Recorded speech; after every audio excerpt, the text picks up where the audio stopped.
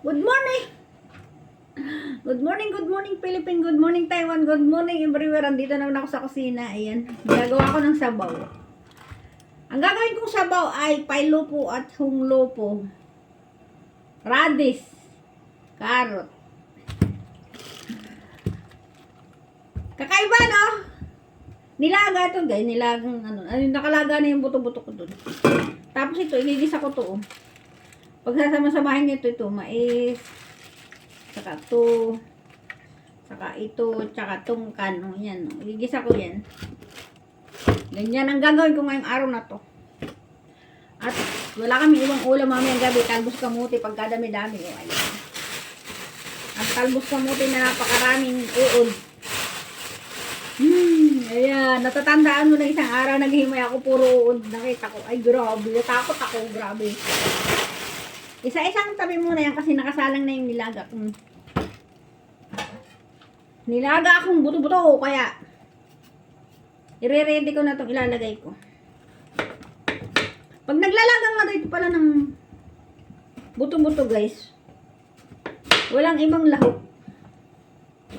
Asin lang. Ay, wala ko salamin. I forget my salamin. Oh, ayan, oh. Hindi pwedeng wala salamin si Inday.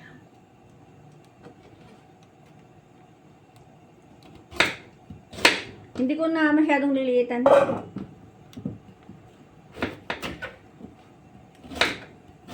Yan na. Yan ang lahok ng aming sabaw. Pero guys, iba yung sabaw kong lulutuin para sa amin ni Evelyn. Radish din ang lahok nun. Nagbili kasi akong radish. Ito oh, tingnan mo yung binili ko oh. Niready ko na din. $10 lang ang isang napakalaki oh. May, nasa 1 kilo to, $10 lang. Eh magkano yung $10 sa piso? 18 pesos lang. Oh, di ba?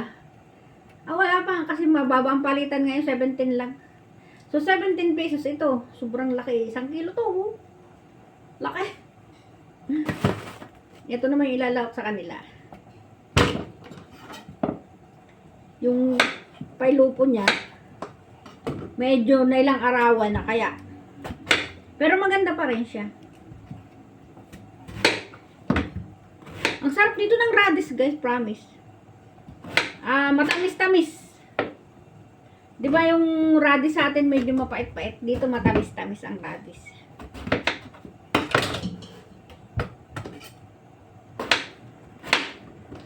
Oh. Di ba?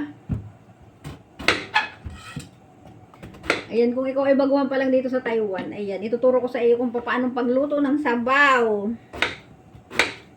Pagluto ng sabaw ng mga Taiwanese. Walang magic sarap.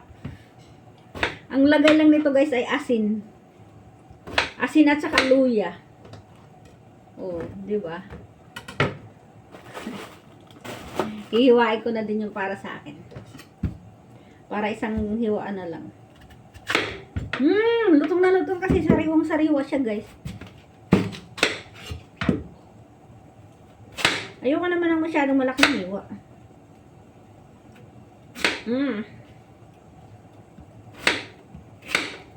Ayan, pwede na yan. Ay.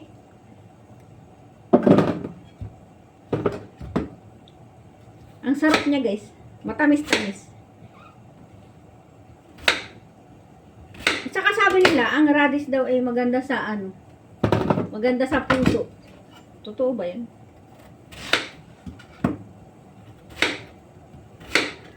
Sarap ng radish. Tapos ang radish sa atin sa Pilipinas, ang mahal-mahal at saka ang liliit. Alam nyo bang pwedeng gawing cake ang radish? Ginagawang cake ito. Kaya pag uwi ko sa Pilipinas, ipapatikim ko sa pamilya ko kung paano paggagawa ng cake ng ano. Paggagawa ng radish na cake. Masarap ang radish na cake talaga pa. Tapos ka na, Evelyn.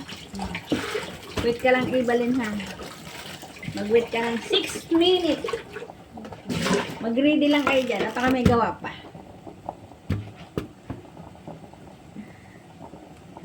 Ito naman ang hihiwain ko, tapos na yung dalawa.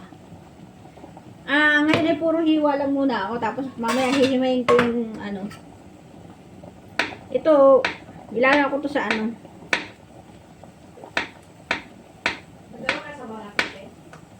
Oo. Pero may sabaw pa tayo dyan. Kagabing tira.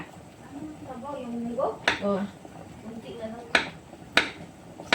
Gagawa ako, kaya ako nagbili ng radi, saka buto, bota.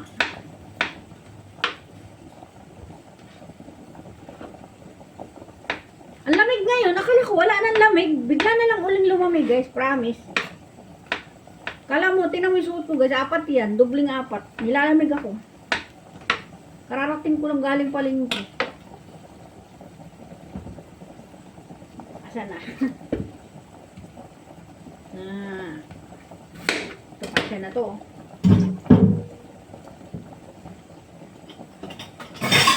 Minsan guys, alam nyo guys, napapasama sa basura yung ganito ko.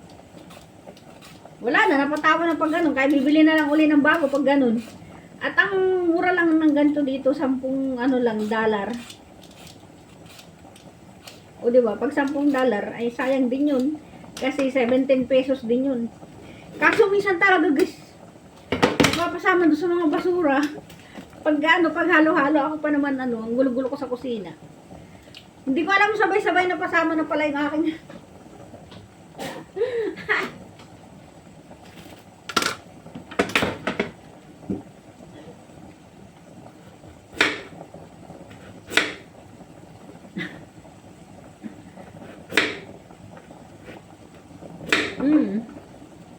Ilang oras na ba yung aking ano, maaga pa.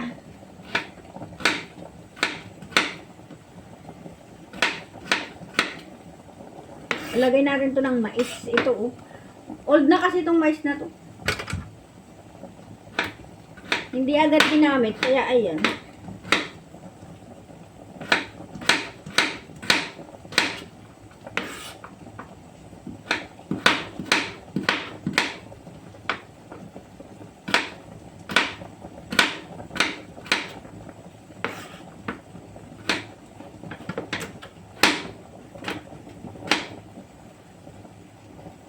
Mabilis ako magawa. Mabilis ako magtrabaho, guys.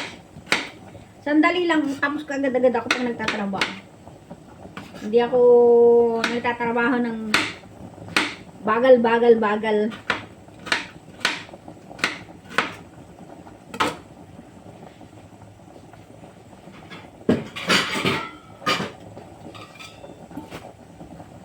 O diba? Tapos agad. Tapos ito yun, magkakahalo ito yung ano, buto ng ano yan. Buto ng ano ba yan? Beans.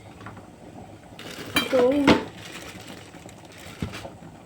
Buto ng beans. Tapos na ang dalawa. Ito naman.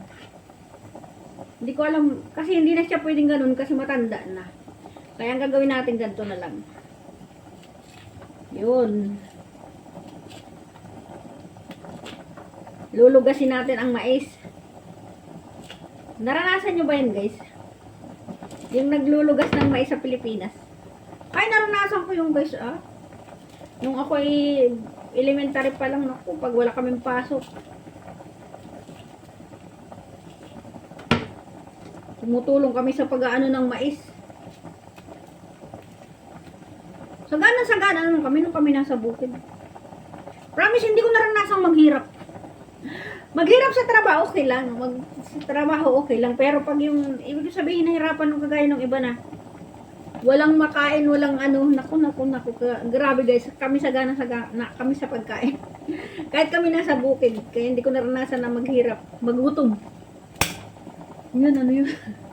Hindi kagaya nung nasa bukid, di ba guys? Sabi nila, ano, walang may saing, kung ano, saan ang utang. Kasi pagpalibhasang masikap yung magulang ko, may sarili kami yung lupa, tapos ayun na, may mga niyugan, merong mga taniman, masipag talaga, as in, sobrang sipag ng magulang ko. Kaya, yung aming, ang dami naming mais, ang dami naming palay. Pero masipag ako, kasi nga, tumutulong ako sa bukid sa mga magulang ko. Kaya sanay na sanay ako sa bukid, guys. Gusto kong balik-balikan yung aming mga nakaraan sa bukid. Ang manuka namin, grabe, ang dami naming manok.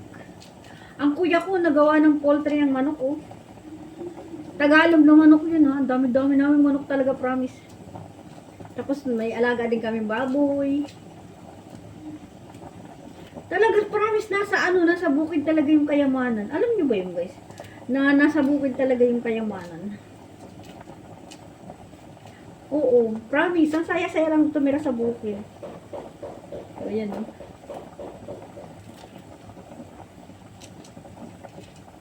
Meron siyang matanda-tanda na kahit titanggalin na natin.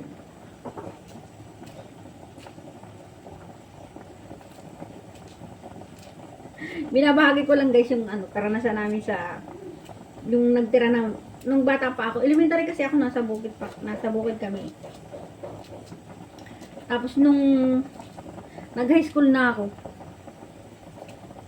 wala na, pinatira na kami ng magulang ko sa Kabayanan. Tapos parang napagod din yung tatay ko sa bukid. Kaya ang ginawa niya, bininta niya lahat ng ari-arian sa bukid. Bumili siya ng pangdagat na panghuli ng isda.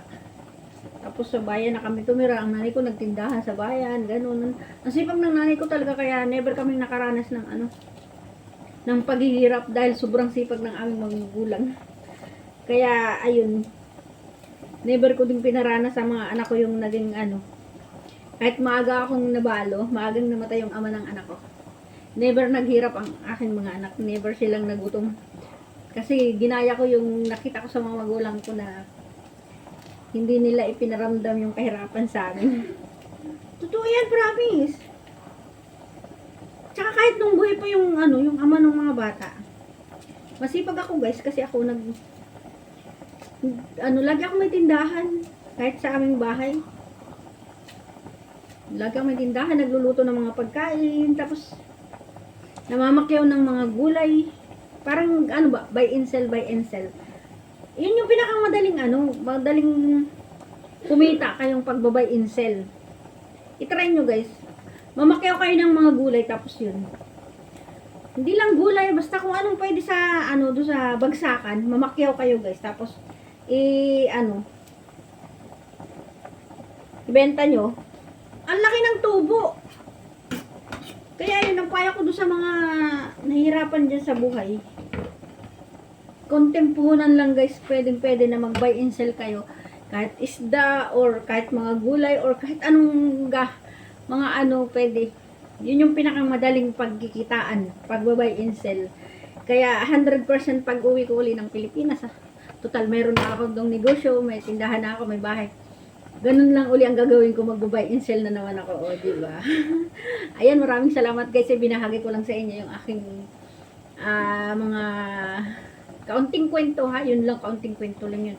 Pero marami pa akong ibabahagi sa inyong masasayang kwento at inspiring na buhay ng aming pamilya. Bye-bye, everyone!